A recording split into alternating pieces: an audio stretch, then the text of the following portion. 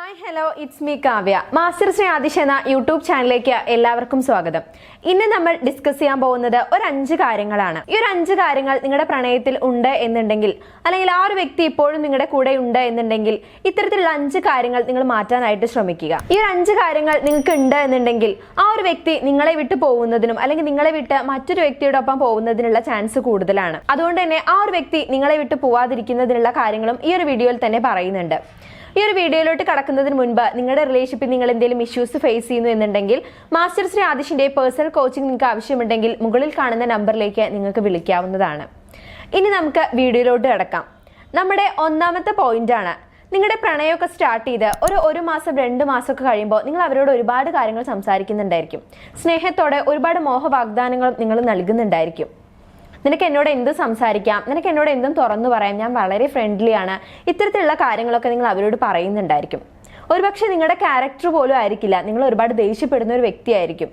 പക്ഷെ എങ്കിൽ കൂടി നിങ്ങൾ അവരെയായിട്ട് ഇംപ്രസ് ചെയ്യുന്നതിന് വേണ്ടിയിട്ട് നിങ്ങൾ ഇത്തരത്തിലുള്ള ഒരുപാട് മോഹ വാഗ്ദാനങ്ങളൊക്കെ നിങ്ങൾ നൽകാറുണ്ട്. ഇതൊക്കെ പറയേണ്ട കാര്യങ്ങൾ തന്നെയാണ്. പക്ഷെ പറയേണ്ട കാര്യങ്ങൾ നിങ്ങൾ പറയും, പക്ഷെ അത് പ്രവൃത്തിയിലൊന്നും നിങ്ങൾ കാണിക്കുന്നില്ല എന്നതായിരിക്കും സത്യം. ഇത്തരത്തിൽ നിങ്ങൾ കാര്യങ്ങളൊക്കെ പറഞ്ഞതിന് ശേഷം അവർക്ക് തന്നെ മനസ്സിലായിട്ടുണ്ടായിരിക്കും ഒരു പേഴ്സണൽ സ്പേസ് ഉണ്ട്, എന്ത് ഒരു വ്യക്തിയോട് പറയാം എന്നൊക്കെ അനുസരിച്ച് അവരുടെ ലൈഫിൽ സംഭവിച്ച കാര്യങ്ങളൊക്കെ പറയുന്ന ആ ഒരു സമയത്ത് നിങ്ങൾ ഒരുപാട് ദേഷ്യപ്പെടുകയായിരിക്കും ചെയ്യുന്നത്. നിങ്ങൾക്ക് അതൊട്ടും തന്നെ അംഗീകരിക്കാനാവില്ല. അതുകൊണ്ട് തന്നെ ഇത്തരത്തിലുള്ള കാര്യങ്ങളൊക്കെ പറയുന്ന സമയത്ത് നിങ്ങൾ ദേഷ്യപ്പെടുകയായിരിക്കും ചെയ്യുന്നുണ്ടായിരിക്കുക.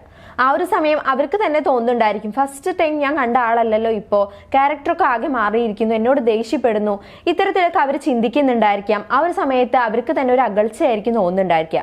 പിന്നീട് വഴക്കായിരിക്കും, നിങ്ങളോടൊന്നും തന്നെ പറയുന്നുണ്ടായില്ല.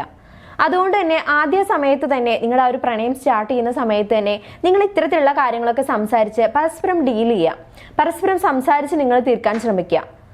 നിങ്ങളുടെ എന്തെങ്കിലും ഒരു കാര്യം ഇഷ്ടപ്പെടില്ല എന്നുണ്ടെങ്കിൽ ആ ഒരു കാര്യം നിങ്ങൾ ആദ്യം തന്നെ അവരോട് പറയുക. അതല്ലാതെ നമ്മൾ ഫസ്റ്റ് ഒരു കാര്യം പറഞ്ഞു പിന്നീട് നമ്മുടെ ക്യാരക്ടർ തന്നെ ആകെ മാറിപ്പോവുകയാണെന്നുണ്ടെങ്കിൽ ആ ഒരു റിലേഷൻഷിപ്പ് അവിടെ ബ്രേക്കപ്പ് ആവുന്നതിനാണ് ചാൻസ്.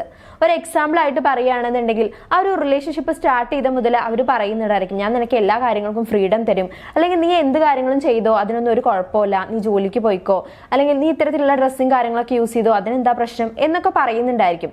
പക്ഷെ പിന്നീടായിരിക്കും അവരുടെ ക്യാരക്ടർ ആകെ മാറി, ഇതൊന്നും യൂസ് ചെയ്യണ്ട, എനിക്കിഷ്ടമല്ല, നീ ആ ഒരു കാര്യം ചെയ്യണ്ട എന്നൊക്കെ പിന്നീടായിരിക്കും പറയുന്നുണ്ടായിരിക്കും. അതുകൊണ്ട് തന്നെ ഇത്തരത്തിലുള്ള കാര്യങ്ങളെല്ലാം തന്നെ നിങ്ങൾ ആദ്യം തന്നെ സംസാരിച്ച് ഡീൽ ചെയ്യാൻ ശ്രമിക്കുക.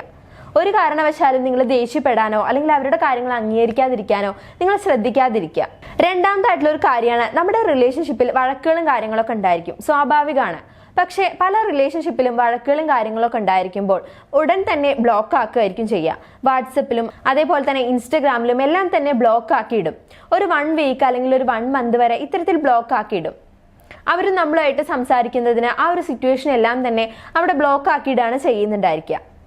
പക്ഷേ ഇത്തരത്തിലുള്ള ഒരു സിറ്റുവേഷൻ അല്ലാതെ വളരെ മെച്യൂർഡ് ആയിട്ടുള്ള ഒരു റിലേഷൻഷിപ്പ് ആണെന്നുണ്ടെങ്കിൽ നമ്മളോട് കുറച്ച് സമയമാണ് ആ ഒരു വ്യക്തി സംസാരിക്കുന്നതിന് വളരെ നന്നായി ഓപ്പൺ ആയിട്ട് സംസാരിച്ച് ആ ഒരു കുറച്ച് സമയത്ത് തന്നെ ഒരുപാട് സ്നേഹത്തോടെ സംസാരിച്ച്, ഇനി എന്തെങ്കിലും ഒരു വഴക്കുകൾ ഉണ്ടാവുന്ന സമയത്താണെങ്കിൽ പോലും ആ ഒരു വഴക്കിനെ കുറച്ച് സമയത്ത് ആയുസ് മാത്രം നൽകി അതിനെ സോൾവ് ചെയ്യായിരിക്കും ചെയ്യാം. അതല്ലാതെ വഴക്കുകൾ ഉണ്ടാവുന്ന സമയത്ത് ഇത്തരത്തിൽ ബ്ലോക്ക് ആക്കിയിടാനോ ഒരുപാട് സമയം ബ്ലോക്ക് ആക്കി നമ്മളോട് സംസാരിക്കുന്നതിനുള്ള ഒരു ഗ്യാപ്പ് തന്നെ നമ്മൾ ഇല്ലാണ്ടാക്കുന്ന ഒരു അവസ്ഥ നിങ്ങളുടെ റിലേഷൻഷിപ്പിൽ കാണുന്നുണ്ടോ എന്ന് നിങ്ങൾ നോക്കുക. മൂന്നാമതായിട്ടുള്ള ഒരു കാര്യമാണ് മുറിവേൽക്കുന്ന വാക്കുകൾ പറയുക. ഏറ്റവും കൂടുതൽ മുറിവേൽക്കുന്ന ഒരു വാക്കാണ് ഈ റിലേഷൻഷിപ്പ് തന്നെ വേണ്ടായിരുന്നു എന്നവർ പറയുക. ബാക്കി എല്ലാ കാര്യങ്ങളും നമുക്ക് സഹിക്കാം, നമ്മളെ തള്ളി പറയുന്നതോ അല്ലെങ്കിൽ നമ്മളെ കമ്പയർ ചെയ്യുന്നതോ അല്ലെങ്കിൽ നീ വന്നതാണ് എൻ്റെ ലൈഫിൽ തന്നെ വേസ്റ്റ്, ഇതെല്ലാം തന്നെ നമുക്ക് സഹിക്കാം. പക്ഷെ ഒരിക്കലും ഈ ഒരു റിലേഷൻഷിപ്പ് തന്നെ വേണ്ടായിരുന്നു എന്ന് പറയുമ്പോൾ നമുക്ക് ഒരിക്കലും അംഗീകരിക്കാനാവില്ല. പിന്നീട് നമ്മൾ എത്ര സോറി പറഞ്ഞിട്ടോ അല്ലെങ്കിൽ നമ്മൾ എന്തൊക്കെ കാര്യം പറഞ്ഞിട്ടോ ആ ഒരു റിലേഷൻഷിപ്പ് വീണ്ടും നല്ല രീതിയിലേക്ക് ആയിരിക്കില്ല, വീണ്ടും അതിനെ ഒട്ടിക്കാനാവില്ല. ഒരു ഡയമണ്ട് പൊട്ടി പിന്നീട് അതിനെ ഫെവിക്കോൾ വെച്ച് ഒട്ടിച്ചാൽ ശരിയാവോ? ഇല്ല. അതുപോലെ തന്നെയാണ് ഇതും. ഇത്തരത്തിലുള്ള മുറിവേൽക്കുന്ന വാക്കുകളൊക്കെ നമ്മൾ പറയുകയാണെന്നുണ്ടെങ്കിൽ ഒരിക്കലും അതിനെ നമുക്ക് തിരിച്ചെടുക്കാനാവില്ല. അതുകൊണ്ട് തന്നെ എന്തെങ്കിലുമൊക്കെ ഒരു വഴക്കുകൾ ഉണ്ടാവുന്ന സമയത്തോ നിങ്ങൾ ജസ്റ്റ് മാറി നിൽക്കുക. പിന്നീട് കുറച്ച് സമയം കഴിഞ്ഞ് വന്നാൽ എൻ്റെ വഴക്കുകളും കാര്യങ്ങളൊക്കെ മാറിയോ എന്ന് നമ്മൾ ചോദിക്കുക. അതല്ലാന്നുണ്ടെങ്കിൽ വഴക്ക് വരുന്ന സമയത്ത് നമ്മൾ ജസ്റ്റ് ഒന്ന് മൗനം പാലിച്ചിരിക്കുക.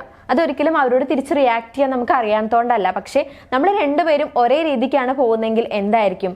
അതുകൊണ്ട് നമ്മൾ ജസ്റ്റ് മാറി നിൽക്കുക, അല്ലെങ്കിൽ നമ്മൾ ജസ്റ്റ് ഒന്ന് മൗനം പാലിച്ച് നമ്മൾ നിൽക്കുക. രണ്ടുപേരും ഒരേ രീതിയിൽ ദേഷ്യപ്പെടാതിരിക്കുക.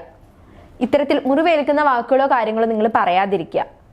ഇത്തരത്തിൽ കാര്യങ്ങളാണ് നിങ്ങളുടെ റിലേഷൻഷിപ്പിൽ ഉണ്ടെന്നുണ്ടെങ്കിൽ തീർച്ചയായിട്ടും ആ ഒരു വ്യക്തി നിങ്ങളെ ഇട്ടിട്ട് പോകുന്നതിനുള്ള ചാൻസ് കൂടുതലാണ്.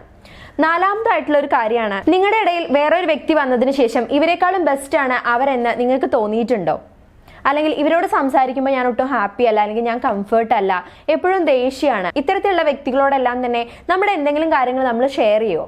നമ്മൾ ഏറ്റവും ബെസ്റ്റ് ആയിട്ടുള്ള ഒരു വ്യക്തിയോടല്ലേ നമ്മുടെ എല്ലാ കാര്യങ്ങളും നമ്മൾ ഷെയർ ചെയ്യൂ. പക്ഷെ അതല്ലാതെ എപ്പോഴും വഴക്കാണ്, എന്നെ മനസ്സിലാക്കാൻ പറ്റാത്ത രീതിയിലുള്ള വഴക്കാണ് എന്ന് കരുതി മറ്റൊരു വ്യക്തിയെ ഡിപ്പെൻഡ് ചെയ്യാറുണ്ടോ? ഇതെല്ലാം തന്നെ നിങ്ങളുടെ പ്രശ്നം കൊണ്ടായിരിക്കാം, അല്ലെങ്കിൽ ആ ഒരു വ്യക്തിയുടെ പ്രശ്നം കൊണ്ട് തന്നെ ആയിരിക്കാം. നമ്മളെപ്പോഴും നമ്മളോട് കൂളാക്കി സംസാരിക്കുന്ന, നമുക്ക് എന്തെങ്കിലും ഒരു പ്രശ്നം വരുമ്പോൾ അല്ലെങ്കിൽ നമുക്ക് എന്തെങ്കിലും ഒരു ഇഷ്യൂ വരുമ്പോൾ നമ്മളെ കൈ പിടിച്ച് നമ്മളെ ഹാപ്പി ആക്കുന്ന ഒരു പാർട്ട്ണറിനെയല്ലേ നമുക്ക് എല്ലാവർക്കും ഇഷ്ടമുണ്ടായിരിക്കുക. പക്ഷെ അതല്ലാതെ നമ്മളെപ്പോഴും കൺട്രോൾ ചെയ്യുന്ന, അല്ലെങ്കിൽ നമ്മുടെ മനസ്സിൽ സ്നേഹം വെച്ച് പുറത്ത് നമ്മളോട് ടോക്സിക് ആവുന്ന ഒരു വ്യക്തിയോട് നമ്മൾ എന്തെങ്കിലും കാര്യങ്ങൾ ഷെയർ ചെയ്യുമോ? അല്ലെങ്കിൽ നമ്മൾ ആ ഒരു വ്യക്തിയെ ഇഷ്ടപ്പെടുമോ? തീർച്ചയായിട്ടും ഇല്ല. അതുകൊണ്ട് തന്നെ നിങ്ങളുടെ ആ ഒരു റിലേഷൻഷിപ്പ് ഈ ഒരു രീതിക്കാണോ? മറ്റൊരു വ്യക്തി വന്നതിന് ശേഷം നിങ്ങളെക്കാട്ടിലും ബെസ്റ്റ് ആണ് ആ ഒരു വ്യക്തി എന്ന് നിങ്ങൾക്ക് തോന്നിയിട്ടുണ്ടോ?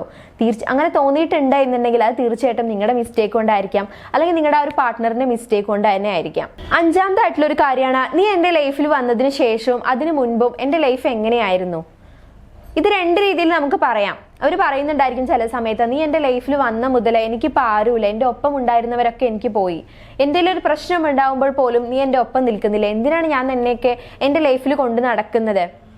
അതല്ലാതെ അവർ പറയുന്നുണ്ടായിരിക്കും, നീ എൻ്റെ ലൈഫിൽ വരുന്നതിന് മുൻപൊക്കെ എൻ്റെ ലൈഫ് അങ്ങനെ അല്ലായിരുന്നു, പക്ഷെ നീ വന്നതിന് ശേഷം ഞാൻ ഒരുപാട് ബെറ്റർ ആയി, എന്നോട് സംസാരിക്കുമ്പോൾ ഞാൻ ഒരുപാട് കംഫർട്ടാണ്, ഞാൻ ഒരുപാട് ഹാപ്പിയാണ്, അതിനെല്ലാം കാരണം നീയാണ്, എന്നോടൊപ്പമുള്ള ആ റിലേഷൻഷിപ്പിൽ ഞാൻ ഒരുപാട് സംതൃപ്തിയാണ് എന്നൊക്കെ അവർ പറയുന്നുണ്ടായിരിക്കും. ഇത്തരത്തിലുള്ള വാക്കുകളൊക്കെ തീർച്ചയായിട്ടും അവരുടെ മനസ്സിൽ നിന്ന് വരുന്ന വാക്കുകൾ തന്നെയാണ്. പക്ഷെ അതല്ലാതെ നീ എൻ്റെ ലൈഫിലേക്ക് വന്നത് മുതൽ എൻ്റെ ലൈഫ് തന്നെ പോയി, അല്ലെങ്കിൽ എൻ്റെ ഒപ്പം ഉണ്ടായിരുന്നവരൊന്നും ഇപ്പം എൻ്റെ ഒപ്പം ഇല്ല, അല്ലെങ്കിൽ എനിക്ക് എന്തെങ്കിലും ഒരു പ്രശ്നം വന്നാൽ പോലും ഇപ്പം നീ പോലും എൻ്റെ കൂടെ നിൽക്കുന്നില്ല, അങ്ങനെയൊക്കെ പറയുകയാണെന്നുണ്ടെങ്കിൽ തീർച്ചയായിട്ടും അവർ നമ്മളെ മനസ്സിൽ നിന്ന് എടുത്ത് കളഞ്ഞുകൊണ്ടിരിക്കുകയാണ്, നമ്മളെ അവഗണിച്ചുകൊണ്ടിരിക്കുകയാണ് എന്ന് നമ്മൾ മനസ്സിലാക്കണം. തീർച്ചയായിട്ടും ഈ ഒരു 5 കാര്യങ്ങളും നിങ്ങളുടെ ആ ഒരു റിലേഷൻഷിപ്പിൽ നിങ്ങൾക്ക് കാണാൻ സാധിക്കുന്നു എന്നുണ്ടെങ്കിൽ തീർച്ചയായിട്ടും നിങ്ങൾ അത് തന്നെ മാറ്റാൻ ശ്രമിക്കുക. അങ്ങനെയല്ലാന്നുണ്ടെങ്കിൽ നിങ്ങളെ ഇട്ടിട്ട് പോകുന്നതിനും, അല്ലെങ്കിൽ വേറൊരു വ്യക്തിയായിട്ട് ആ ഒരു റിലേഷൻഷിപ്പ് മുന്നോട്ട് കൊണ്ടുപോകുന്നതിനും, അല്ലെങ്കിൽ വേറൊരു വ്യക്തി അവരുടെ ലൈഫിലേക്ക് വരുന്നതിനും അവരുടെ ഒപ്പം അവർ ജീവിക്കുന്നതിനുള്ള ചാൻസ് കൂടുതലാണ്. ഈ ഒരു വീഡിയോ നിങ്ങൾക്ക് യൂസ്ഫുൾ ആയി തോന്നുന്നുണ്ടെങ്കിൽ നിങ്ങളുടെ അഭിപ്രായം കമന്റ്സ് ആയി അറിയിക്കുക. വീഡിയോ ലൈക്ക് ചെയ്യുക, ഷെയർ ചെയ്യുക. ഈ ഒരു ചാനൽ നിങ്ങൾ ആദ്യമായിട്ടാണ് കാണുന്നതെങ്കിൽ ചാനൽ സബ്സ്ക്രൈബ് ചെയ്യുക. നന്ദി, നമസ്കാരം.